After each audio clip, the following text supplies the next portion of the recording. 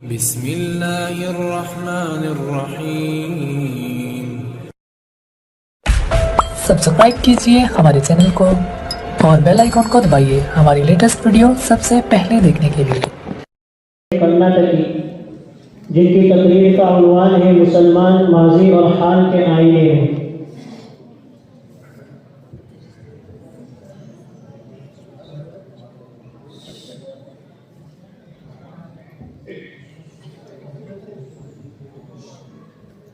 نحمده ونصلي ونسلم على رسوله الكريم أما بعد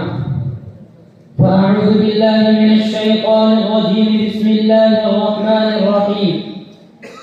ولا تحزنوا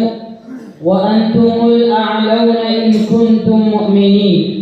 صدق الله العظيم۔ جناب صاحب صدر ذی وقار اور معزز اور میرے ہم نشین اور ہم علمی سفر ساتھی ہیں، آج میں آپ جیسے ذی اعداد اور نفوس قدسیہ کے مابین جس عنوان پر روشنی ڈالنے کی جسارت کر رہا ہوں وہ ہے مسلمان ماضی اور حال کے آئینے میں۔ نوجوانان ملت، آج ہم مادی تہذیب کے سائے میں زندگی کی سانس لے رہے ہیں۔ ہم افتراق و انتشار، بغض و عداوت، تنزل و انحطاط و پسماندگی کا شکار ہیں۔ ہم علمی، عملی، اقتصادی و معاشی اعتبار سے تنزل میں مبتلا ہیں۔ ہمیں ایسے خطرناک گھاٹی، خاردار وادی اور ایسے بھی آب و گیا صحراؤں میں سفر کرنا، مشکلات و مصائب اور آب و خون کے دریاؤں کا عبور کرنا، مخالفت و معاندت کی ایسی آندھیاں اور ایسے بھی آب و گیا صحراؤں میں سفر کرنا، مشکلات و مصائب سے بازو لڑانا اور آب و خون کے دریاؤں کا عبور کرنا، مخالفت و معاندت کے پردے کو چاک کرنا، کفر و شرک اور ظلمت و تاریکی کی کالی گھٹاؤں نے ہمارے معاشرے کی بنیاد کو ہلا دیا ہے اور ہماری عصمت کے قلعے کو متزلزل کر دیا ہے۔ لہذا اس حالات میں مسلمانوں کو تباہی و بربادی، پستی و تنزل سے بچانے اور ظلمت و جہالت کے سمندر میں غرق ہونے سے محفوظ رکھنے کے لیے کسی کشتی نوح کی ضرورت ہے۔ برادران اسلام، اور اس کی وجہ یہ ہے کہ آج ہم نے شریعت سے روگردانی، احکام خداوندی سے درکنار اور سنت رسول کو ٹھکرا دیا ہے۔ غیروں کی عظمت کا ڈنکا بجانا اور ان کے جھنڈے تلے اپنی کامیابی و کامرانی اور فوج فلمران کو اس پر جانا شروع کر دیا ہے۔ آج ہم نے اسلامی تہذیب، اسلامی لباس اور اسلامی افکار و نظریات کے نمایاں کرنے میں شرم و حیا سے کام لے رہے ہیں۔ اسلام کے عروج سے قدم اٹھا کر اور اس کی دیوار سے باہر نکل کر ہم نے اپنے آپ کو پستی و اضمحلال کا شکار بنا لیا ہے، جس کی وجہ سے ہمیں ذلت و رسوائی کا منہ دیکھنا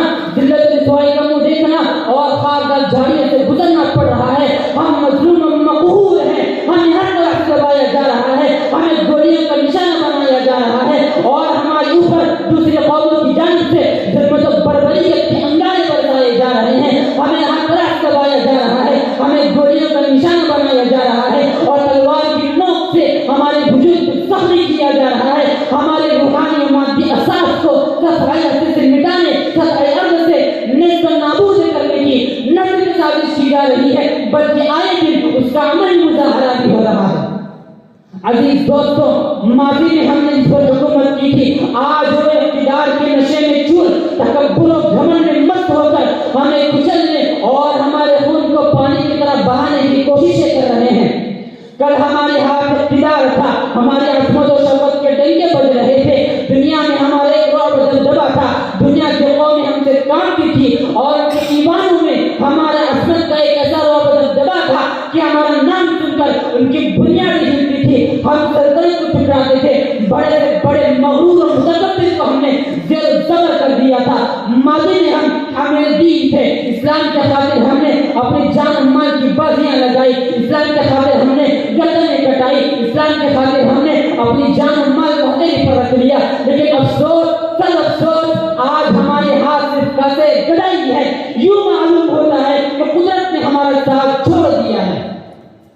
عزیزان ملت، خدا تعالی ارشاد فرماتا ہے وَلَا تَحْزَنُوا وَأَنْتُمُ الْأَعْلَوْنَ إِن كُنتُم مُؤْمِنِينَ کہ تم غمگین مت ہو، دنیا کی تمام قوموں پر تم غالب رہو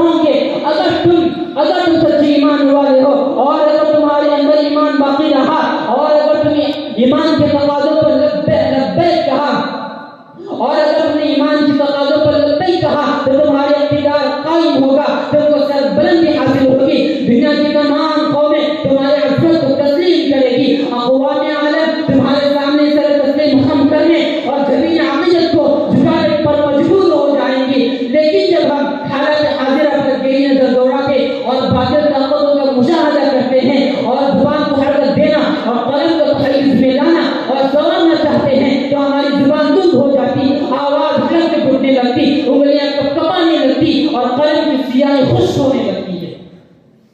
عزیزان گرامی، پوری دنیا اسلام کو مٹانے کے لیے ایک چھوٹی کی طاقت استعمال کر رہی ہے، گلشن اسلام کو نارے جہنم بنایا جا رہا ہے۔ لہذا وقت کا تقاضا ہے کہ مسلمان آپسی مخالفت و معاندت کے پردے کو جاگ کر کے متحد ہو جائیں۔ ملت اسلامیہ کے جھیالوں، آج جب کہ ہمیں وقت نے آواز دی، گردشیں لیل و نہار نے بیدار بھی کیا، سورج کی شعاعوں نے کچھ وحشت انگیز مناظر بھی دکھائے، چاند کی کرنوں نے کچھ دہشت انگیز مناظر بھی دکھائے، اور آسمان کے جھلملاتے ہوئے ستاروں نے آگاہ بھی کیا، دریا کی طغیانی اور سمندر کی ہلچل نے بار بار اشارہ کیا کہ اب عدل کے جھنڈے تلے ظلمت کی حکومت قائم ہونے والی اور روشنی کے عنوان سے تاریکیوں کا بول بالا ہونے والا ہے۔ اس کے باوجود حضرت نے توجہ نہیں کی اور ان کے مٹانے کا ارادہ نہ کیا اور اپنے اندر ایمانی جذبے کو پیدا نہ کیا، تو یقیناً ایک وقت آئے گا کہ ہمیں اپنی ہلاکت و بربادی اور اپنی طاقت و قوت کے زوال کا اثر اور اپنی بے فکری کے نتیجے کا منہ دیکھنا پڑے گا۔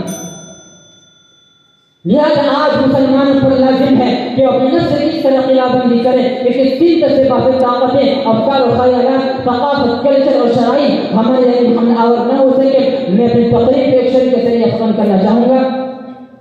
شمع کی شکل میں ہر رنگ میں جل کر دیکھو، شمع کی شکل میں ہر رنگ میں جل کر دیکھو، پھولوں کی طرح سے کانٹوں میں بھی پل کر دیکھو۔ آخر دعوانا الحمدللہ رب العالمین۔ ماشاء اللہ۔